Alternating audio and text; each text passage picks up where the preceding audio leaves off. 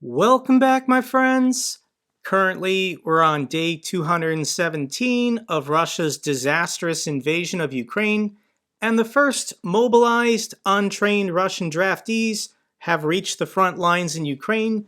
These Russian conscripts are in for a difficult time as they're going to be facing a battle-hardened Ukrainian military that has already defeated the better equipped, better trained, professional Russian military.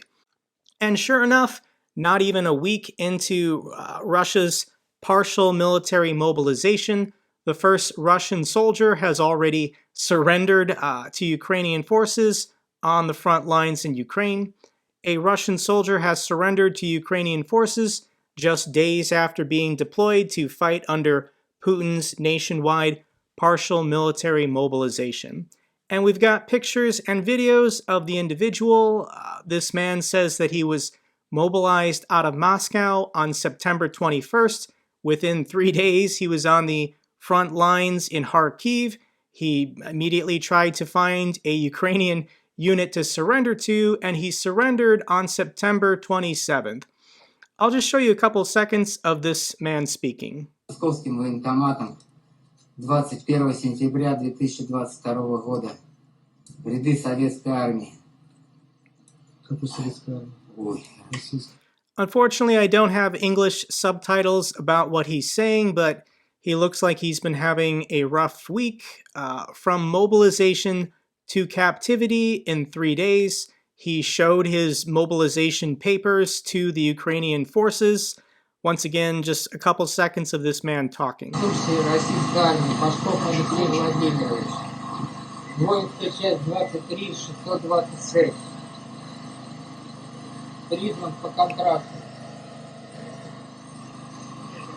So he's showing his identification papers and his military passport. I'm sure he brought his mobilization papers with him to show to Ukrainian forces that he did not want to actively participate in hostilities against the Ukrainian people. More than likely, he'll still be taken to a prisoner of war camp, but maybe he can be granted some kind of amnesty and special protection and be allowed to stay in Ukraine permanently. Here is a video that went viral of the housing conditions of these mobilized soldiers. These men do have beds and they are indoors, so I guess they're lucky compared to others, but see if this video reminds you of anything.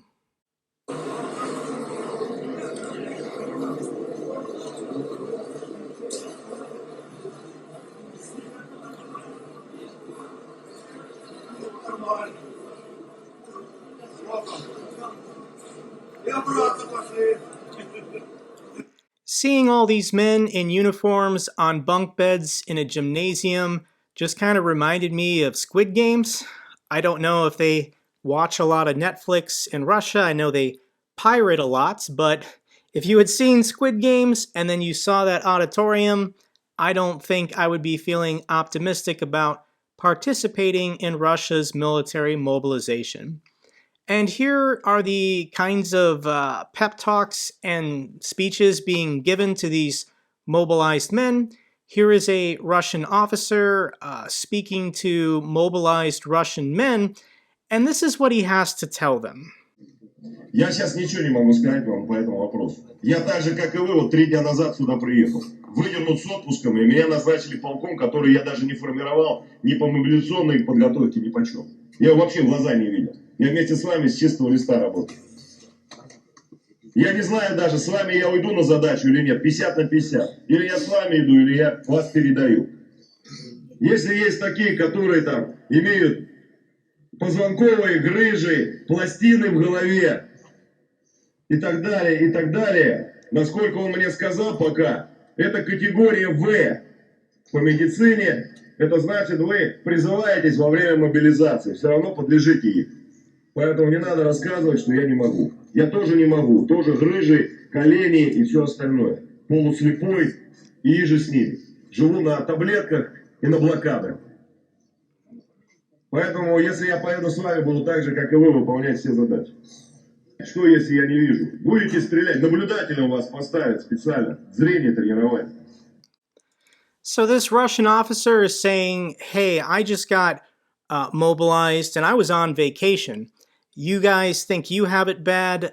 In Russia, they have 3 tiers of eligibility to be mobilized: Tier A, Tier B, Tier C. There's lots of men in this crowd saying, I'm Tier C, why was I mobilized? And he's saying himself, I've got a bad back, I've got bad knees, I'm going blind, I take lots of pills and medications because, I'm not in great shape, but I'm still here and I'm in charge of you guys. Not very inspiring for these Russian men when they're told that men with poor eyesight will just be on a buddy system to help them aim their guns. Wow. The next clip might be the most insane thing I've ever seen coming out of this mobilization, and there's a lot of crazy stuff on the internet right now.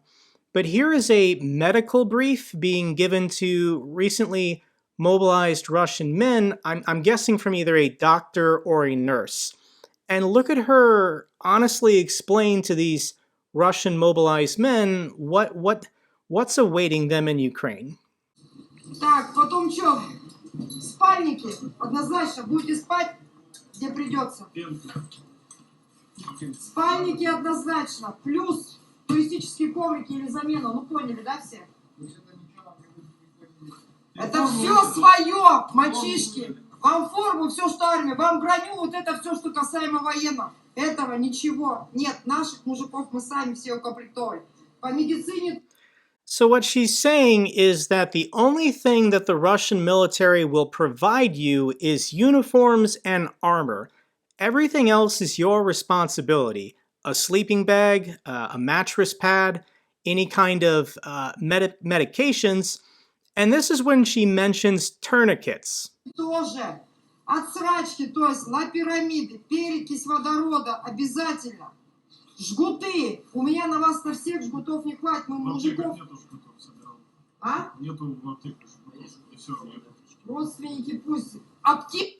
So she's saying that the Russian military has run out of tourniquets and they can no longer issue them to all of their mobilized soldiers. Аптечки, блядь, этих, как его, автомобильные аптечки потрошите, берите оттуда жгуты. Так, мужики, только не ржать. Жен, девушек, матерей просите, прокладки. Самые дешевые прокладки, плюс самые дешевые тампоны. Тампоны знаете для чего? Нет, кровь останавливает. Откуда? Пулевое ранение, прям туда вводите и все. Он начинает разбухать и придавливать стенки.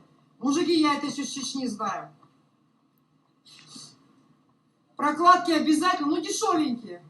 Понятно? Вам туда все сгодится, сейчас сырая погода. У меня там мои друзья, мои товарищи. То есть вот эту всю информацию нам скидывают это. По возможности, ребята, то-то, то-то, этого, это. Медицина. Мужики, сами о себе позаботьтесь, пожалуйста. So this Russian military nurse is briefing these men that there's no first aid kits, there's no tourniquets, we're out of medicine. If you want this to not die, you need to ask your wives, girlfriends, and mothers to send you pads and tampons to stop the bleeding, not if you're shot, but when you're shot in Ukraine. Holy cow. Not only is the Russian military telling them to buy pads and tampons, they can't even provide it themselves. They can't even financially acquire it and then issue it to these men instead of proper first aid kits. So for that reason, there are lots of Russian men trying to flee the country. This story aired on Russian state TV, but Russian state TV is bragging about their domestic surveillance system, tracking down draft dodgers using facial recognition software in the public metro. So they're talking about how they're finding men trying to avoid mobilization. And the punishment is not go to jail. The punishment is you get mobilized and are sent to Ukraine. Russia is still going to use these men. So for that reason, the border crossings at Finland, Georgia, Mongolia, Kazakhstan, A week later, the queue of cars trying to get across the border is still kilometers long. Here's a video from yesterday of the Russian-Kazakhstan border.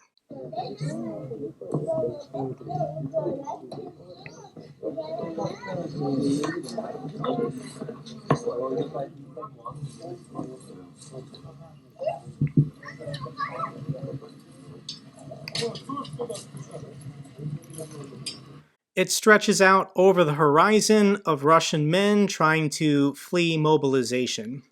Here's a joke in Georgia, a Georgian man holding a sign saying, "Welcome draft dodgers" at the airports. It is ironic that Russia invaded Georgia in 2008 and killed their people, and now these Russian men are seeking protection or refugee status in Georgia, a country that Russia attacked only 14 or 15 years ago. And I think a lot of these residents of these former Soviet states are recognizing the leverage they have over these men, these Russian men fleeing mobilization. Here's an interaction between a Kazakhstan individual and then Russian men who have just come to his country to avoid mobilization. So he decides to have a little fun with them. Вот дезертиры стоят. Скоро ловить вас будут, блядь, как крыс, блядь. Крым-то чей? Чей это Крым, скажи? Ну скажи, Крым-то чей, ты же россиян? Ну скажи, чей? Ты скажи. Чё? Очко, да, у вас? Путлера боитесь, да, своего? Черти полосатые, блядь. Вот, смотрите, нахуй. So these Russian men are entering these other countries on tourist visas. With countries like Georgia, you don't have to go to an embassy and fill out an application for a visa. You can get visa-free entry to get into the country, but you can only stay so long. So these Russian men do not have protected refugee status. So once they're in the country, such as Georgia, Mongolia, or Kazakhstan, if they break the law or they get in trouble or they have a dispute with citizens of that country and the police get involved, they're just going to be deported back to Russia. They're not being protected. And if they get deported back to Russia, you can only imagine what Russia is going to do to them, knowing that they were in the country to avoid mobilization. They'll probably just be sent to Ukraine. Here is a picture of a flight from Istanbul to Moscow. All of the plane rides out of the country are booked and the tickets cost thousands of dollars. But for anyone who wants to fly into Moscow, you can probably get a good deal on a one-way ticket to get on this plane. Russian YouTubers have also seen the writing on the wall. I was pretty shocked to hear that Konstantin, a Russian YouTuber who operates the channel inside Russia, he's fled the country and he's gone to Tashkent, Uzbekistan to avoid, I'm assuming, the possibility of being mobilized and sent to Ukraine. I just wanted to point out the irony that a guy who operates a channel titled Inside Russia is now outside Russia. Every man within this age category, it doesn't matter their health status, they feel at risk, and it's true, they could be mobilized and given paperwork to go to Ukraine at any time. Another Russian YouTuber, Natasha's Adventures, she's got 369,000 subscribers. She gave up last week and also decided to permanently leave Russia until there's a change in the government or a change in the situation. She's currently in Baku, Azerbaijan. Nikki from Russia, he's actually live on YouTube right now as I'm filming this video, and the title of the video is I Left Russia. He was living in St. Petersburg, and he actually was assaulted on the streets. I don't have the video clip up, you can find it on Twitter, but just because he was live streaming and speaking English, a Russian man who heard him speaking English decided to assault him. So I'm sure that motivated him to also consider the possibility of leaving his home country. I'm sure for all of these individuals, this is hard, not as difficult as the daily lives of Ukrainians suffering at the hands of their military, but it's just tragedy all around. And here is Putin's best friend, Lukashenko, deciding to console his friend about all of these Russian men fleeing the country. This is what he has to say to Putin. В России 25 миллионов мобилизационный ресурс. Ну хорошо, пусть убежали, 30 тысяч, 50 тысяч. Но они что, если бы здесь остались, они что, нашими людьми бы были? Пусть бегут. Я не знаю, как вы к этому относитесь. Я особо не переживал, когда в 2020 году несколько тысяч выехали. Просятся назад. Большинство просят, заберите назад. И эти приедут. Только надо принять решение, что с ними делать. So I don't actually think this is Vladimir Putin. I think this is Vladimir Putin's body double that goes to public events. I think the real Putin remains in his bunker under the Kremlin and doesn't leave that often. But Lukashenko is telling his body double, hey, don't worry about these millions of Russian men trying to avoid service, trying to get out of the country. They'll come back crawling on their hands and knees someday, begging to get back into the country because Russia is so great. Real quick, I just have to mention these sham referendums. Obviously, there's no legitimacy or legal basis for them to be anything. But of course, Russia is claiming super high voter turnout with 98-97% of people voting to join Russia in the Kherson, Zaporizhia, Luhansk, and Donetsk oblasts. But this is how bad Russia is, even at their own propaganda.